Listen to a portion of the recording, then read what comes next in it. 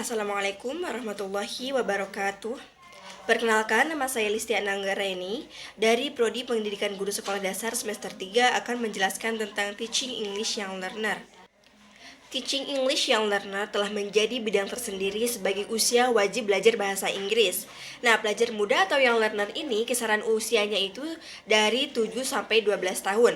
Bahasa Inggris sebagai bahasa asing sebelum periode kritis yaitu dari umur 12 sampai 13 tahun akan membangun lebih mahir penutur dalam bahasa Inggris.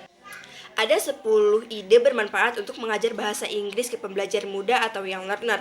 Nah, yang pertama yaitu dengan cara kegiatan pelengkap atau kegiatan tambahan dengan visual, realita, dan fisik.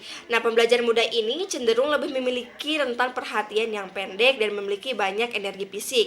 Nah, ini juga dapat membantu membuat masukan bahasa dapat dipahami dan dapat digunakan untuk bercerita atau permainan.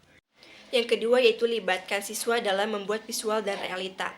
Anak-anak yang terlibat dalam pembuatan visual yang terkait dengan pelajaran membantu siswa dalam proses belajar dengan memperkenalkan mereka kepada konteks serta item kosakata yang relevan.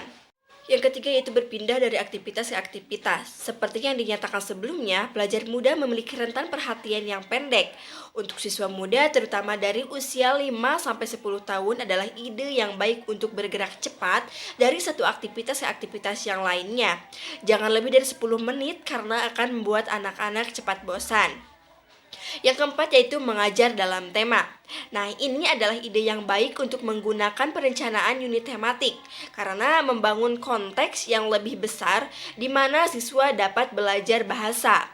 Nah, dengan cara ini kita dapat menggabungkan banyak kegiatan seperti lagu dan cerita yang membangun pengetahuan siswa dan mendaur ulang bahasa di seluruh unit pembelajaran.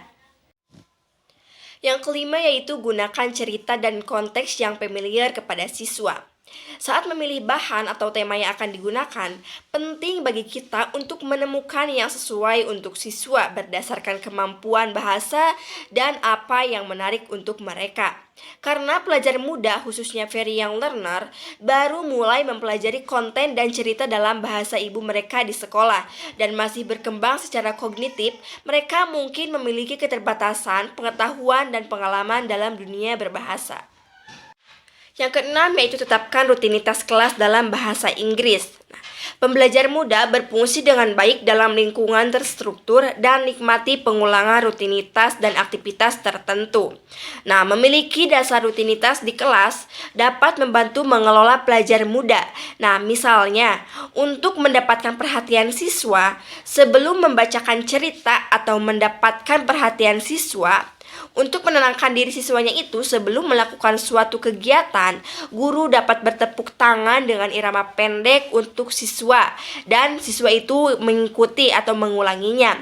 Nah, setelah siswa tenang, guru dapat memulai pelajaran dengan menyanyikan lagu pendek. Nah, misalkan lagu-lagu yang akrab dengan siswa seperti lagu alfabet atau nyanyian mereka yang khususnya untuk mereka menikmati. Yang ketujuh yaitu gunakan first language sebagai sumber daya bila diperlukan. Karena banyak interpretasi dari berbagai pendekatan komunikatif mencoba menegakkan aturan hanya dalam bahasa Inggris. Nah, guru terkadang merasa tidak enak ketika menggunakan first language ini.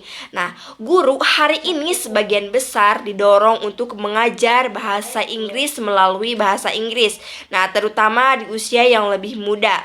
Nah, salah satunya yaitu alasannya adalah untuk memberikan siswa paparan bahasa Inggris yang maksimal. Yang kedelapan yaitu bawa pembantu dari komunitas. Nah, jika memungkinkan, bawalah pembantu, orang tua, guru, siswa dari universitas setempat atau siswa yang lebih tua yang belajar bahasa Inggris. Nah, untuk menceritakan sebuah kisah atau membantu dengan beberapa kegiatan yang menyenangkan. Berkolaborasi dengan orang lain yang belajar bahasa Inggris, belajar menjadi guru bahasa Inggris atau yang berbicara bahasa Inggris dengan baik untuk memperluas komunitas belajar bahasa Inggris. Memiliki seorang yang baru dan menarik untuk mendongeng dapat membuat siswa lebih bersemangat dan membuat jeda dalam rutinitas yang biasa. Yang kesembilan yaitu berkolaborasi dengan guru yang lain di sekolah. Nah, seperti disebutkan dalam poin keempat, ajarkan dalam tema sangat berguna untuk mengetahui apa yang dipelajari siswa di kelas. Nah, mereka belajar bahasa ibu mereka. Nah, berkolaborasi dengan guru lain di sekolah akan membantu untuk membuat pengalaman belajar lebih kaya bagi siswa. Nah, hubungkan pembelajaran yang kita ajarkan dengan topik kegiatan dan cerita yang dipelajari siswa dalam bahasa ibu mereka dengan merencanakan unit tematik terkait yang paralel dengan pembelajaran dalam mata pembelajaran yang lain. Karena siswa belajar bahasa lebih baik jika dikaitkan dengan kehidupan yang nyata. Nah, ada baiknya untuk mempertimbangkan apa yang mereka pelajari di sekolah. Yang ke-10 yaitu berkomunikasi dengan profesional teaching English yang learner lainnya. Nah, meskipun berkolaborasi dengan guru lain, di sekolah dapat membantu untuk melihat konten apa yang paling relevan bagi siswa.